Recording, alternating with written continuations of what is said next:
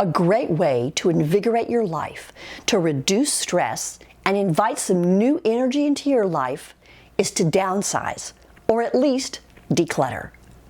This new dawning decade is a great time to open up every cabinet and closet, take stock of what's there, and start tossing things you no longer need or use, especially if you're attracting old energy. Invite fresh energy into your life and revitalize your home and yourself. Decluttering is a great way to exert control over our lives, which will lower our cortisol levels and give us a greater sense of well-being. The goal is to start decluttering because I want to, way before I have to.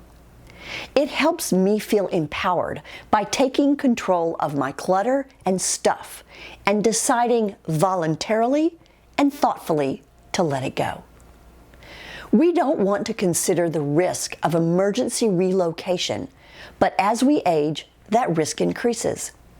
Mandatory, involuntary downsizing will ramp up our fear of losing control over our lives, possibly creating a downward spiral into feelings of despondency and depression.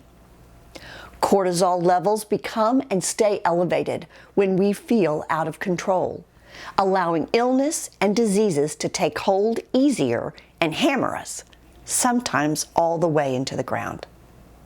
Here are some suggestions for beginning the process. Start decluttering a place that will be easiest for you to clean out, one without emotional connections to important objects and beloved heirlooms, like the laundry room, where cleaning supplies, plant stuff, nails, screws, and all manners of hardware, and some odd and ends have found their way there. Marie Kondo's question, "Does this bring me joy?"